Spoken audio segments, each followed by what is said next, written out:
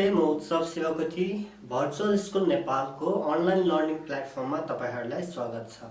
आज हामी प्रोटोजन्सको बारेमा बेसिक कुराहरू स्टडी गर्नेछौँ र यो भन्दा अगाडि हामीले भाइरसेस अनि त्यसपछि फंगी अनि ब्याक्टेरिया सबैको बारेमा स्टडी गरिसकेको छौँ। यदि तपाईहरुले त्यो लेसन हेर्नु भएको छैन भने यतापट्टि प्लेलिस्टको लिंक दिन्छु म, त्यहाँ गएर प्लेलिस्टलाई एक्सप्लोर गरेर हेर्न सक्नुहुनेछ। सुरु गरौँ आजको लेसन। सो फर्स्टमा प्रोटोजन्सको के क्यारेक्टरिस्टिक्स अथवा के हो प्रोटोजन्स भनेर थाहा पाउन चाहिँ यो हेर्नुपर्छ। प्रोटोजन आर युनिसेलुलर एन्ड युक्यारियोटिक। अब यो भने के हो त? प्रोटोजन्स आर युनिसेलुलर भनेको protozoan has only one cell, all the function of the cell or all the function of its लाइफमा उसले बडीबाट गर्नुपर्ने सबै फंक्सन एउटै सेलले गर्छ। That's why they are unicellular. र अर्को छ युक्यारियोटिक। युक्यारियोटिक भन्नाले के हो त? त्यसको ट्रु न्यूक्लियस हुन्छ र सेलमा चाहिँ सेल अर्गानेल्स जति हुन्छ नि तिनीहरू चाहिँ मेम्ब्रेन बाउन्डेड सेल अर्गानेल्स हुन्छ। सो ब्याक्टेरियाको तपाईले याद गर्नु भने त्यसको के थियो त? युनिसेलुलर त युनिसेलुलर नै थियो, प्रिमिटिभ हो। ब्याक्टेरिया भनेको सबैभन्दा पुरानो हो हैन, smallest and oldest living organism 8 भनेपछि त के युनिसेलुलर त युनिसेलुलर नै थियो। तर त्यो चाहिँ के थियो त? प्रोक्यारियोटिक थियो, एकदम प्रिमिटिभ टाइपको सेल थियो। भनेपछि यो चाहिँ अलिकति एडभान्स हुँदै गयो के। युनिसेलुलर त छ तर त्यो के छ त? युक्यारियोटिक पनि छ भनेको अलिक एडभान्स लेभल अफ त्यसको सेल चाहिँ अलिक एडभान्स पनि छ है।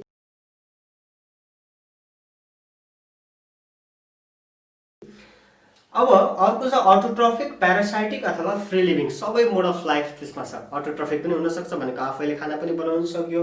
प्यारासाइटिक भनेको entirely dependent on the host पनि हुन सक्यो। र अर्को चाहिँ फ्री लिभिङ छ। फ्री लिभिङ भनेको चाहिँ जेनरल त्यस्तै वाटर बडीहरुमा पाइराख्ने त्यतिकै त्यस्तो पनि हुन सक्छ है।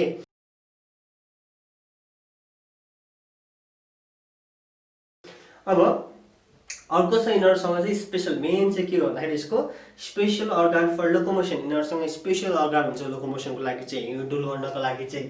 त्यही आधारमा क्लासिफाई गरेको छौँ हामीले तल, त्यो पनि हामी स्टडी गर्छौँ। र यो प्यारासाइट अथवा यो प्रोटोजन्स चाहिँ जेनरली के हुन्छ त भन्दाखेरि इन्फेक्सन गर्दाखेरि generally human to human infection हुँदाखेरि कसरी आउँछ?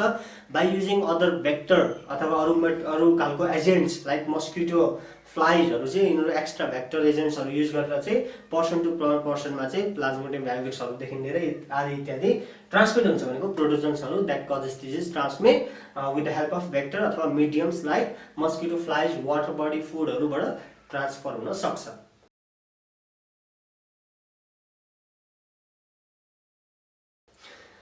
यसको क्लासिफिकेसन हेरौँ। क्लासिफिकेसन चाहिँ हामीले जुन जेनरली हामीलाई ह्युमनलाई डिजिज कज गर्ने आधारमा र त्यो डिजिज कज गर्ने जेनरल प्रोटोजन्सहरूको चाहिँ लोकोमोटरी अर्गान के छ भनेको मुभमेन्ट गर्ने अर्गान के छ त्यो आधारमा हामीले यसलाई क्लासिफाई गरेको छौँ। फर्स्टमा छ सार्कोडिना। सार्कोडिनाको लोकोमोटरी अर्गान चाहिँ स्युडोपोडिया हुन्छ। अब स्युडोपोडिया भनेको के हो त? स्युडोपोडिया भनेको फल्स फिट हो। स्युडो भनेको फल्स, पोडिया भनेको फुट। स्युडोपोडिया भनेको फल्स फिट। फर इक्जाम्पल यहाँ मैले इक्जाम्पल एमोइबा देखाएको छु नि। जस्तै for example if this is an amoeba. अब यहाँनिर चाहिँ के हुन्छ त भन्दाखेरि यसले यता मुभ गर्नु पर्यो भने यो बिस्तारै बिस्तारै यता यसरी मुभ गर्दै जान्छ है।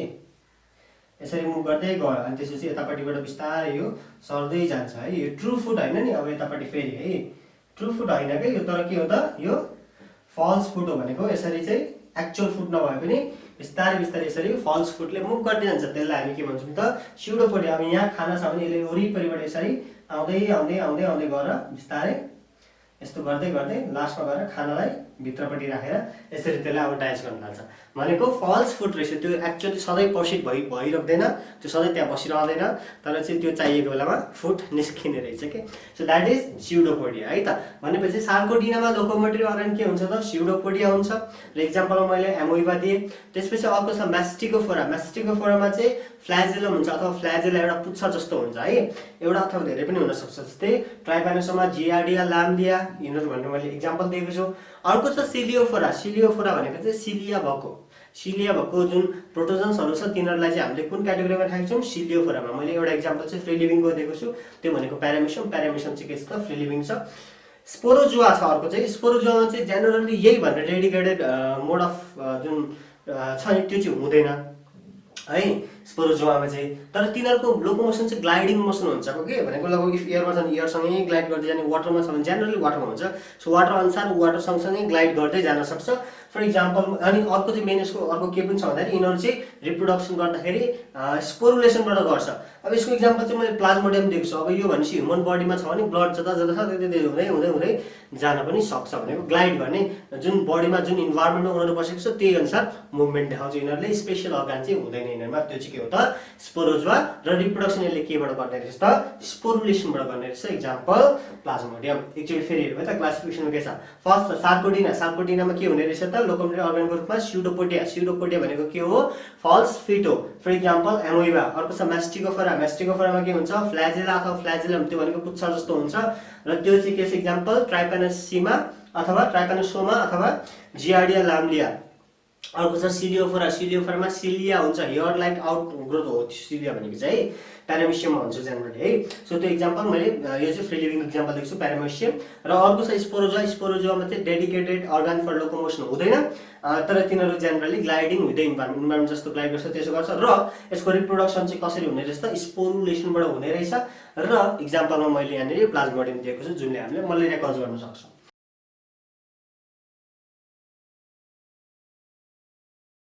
अब यसको केही क्यारेक्टरिस्टिक्स र यसको कन्ट्रोल मेजर्समा पनि हेरिहाल्यौँ सो द्याट यसको ओभरअल कुरा आजै सकिन्छ, यही लेसनमा सकिन्छ।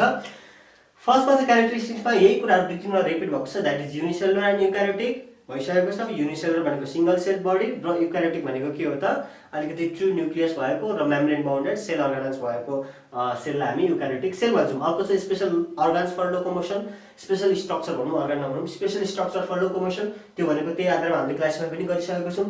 अर्को छ parasitic autotrophic or free living nature हुन्छ। अब प्यारासाइटिक मैले भन्दै प्यारासाइटिक भनेको एमोइबा इक्जाम्पल एउटा होइन, यो प्लाज्मोडियम भयो प्यारासाइटिक। अर्को छ अटोट्रफिक जेनरली युग्लिना हो। र फ्री लिभिङमा हामी कहाँ गयो प्यारामिसियम पनि भन्न सक्छौँ, इक्जाम्पल मैले एउटा एउटा भनिदिइहालेँ।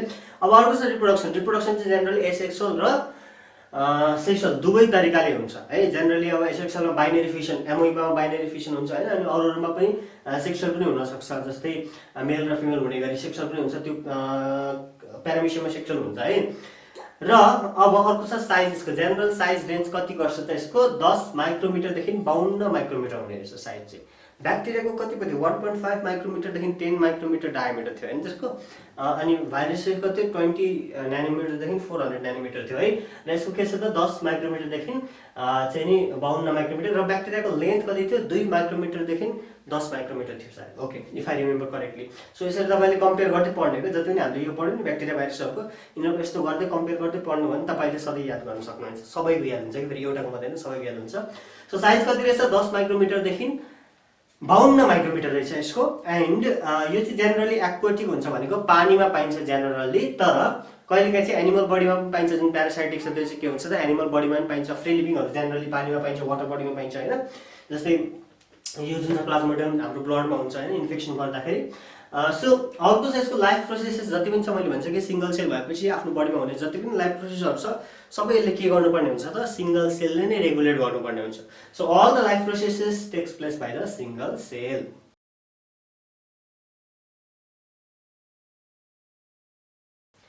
अब हामी यसको केही कन्ट्रोल मेजर्स हेर्छौँ। अब यहाँ तपाईँले एउटा नयाँ जुक्ति थाहा पाउनुहुन्छ, आइडिया अथवा तिर्डम भन्न सक्छौँ। फर्स्ट मैले कन्ट्रोल मेजर्सलाई केही लामो नलिकन त्यही कुरा लेखेको छु, के छ त बेसिक हेल्थी हेबिट्स। अब यहाँ दुई तिनवटालाई टुक्राएर बनाउनु सकिन्छ कि हात वास गर्नुपर्छ जहिले होइन, नचाहिने ठाउँमा गएर खाना खानु भएन, यताउता त्यो कुराहरू मैले सबैलाई basic healthy habits personal cleanness भन्ने कुरा राखेको छु। सो बेसिक हेल्थी हेबिट्स जस्तै हकर्स फुडहरू नखाने, बाटोमा आदि इत्यादि नखाने होइन, त्यस्तो धुलो उड्ने ठाउँमा नखाइदिने खानेकुराहरू, अनि कम्युनिटी हेल्थमा ध्यान दिने, फोहोर घर अगाडि यताउता नगर्ने, पर्सनल हेल्थमा पर्सनल क्लिननेसमा र कम्युनिटी क्लिननेसमा फोकस गर्ने, यो कुरा भयो भने हामी जेनरली यो जुन प्रोटोजन्सहरू छ तिनीहरूबाट बस्न सक्छौँ। अर्को छ स्टोरिङ फुड प्रपरली, जति पनि खानाहरू छ खानालाई चाहिँ जेनरली रेफ्रिजरेटरमा अथवा राम्रो तरिकाले स्टोर गर्ने यदि स्टोर गर्नै पर्ने छ भने। र अर्को छ कन्ट्रोलिङ इन्सेक्ट, लाइक यसमा चाहिँ के हुन्छ, यो चाहिँ के हुन्छ त भ्याक्टर इन्सेक्ट्स अथवा चाहिँ अरू मिडियमहरूबाट ट्राभल गर्ने भएको कारणले यो मिडियमहरूलाई हामीले हटायौँ भने ट्राभल हुँदैन। जस्तो अहिले गाडी चलाएर हामी यताउता जानु पाएको छैनौँ नि, त्यस्तै नै हो है। So controlling the insects and all, okay.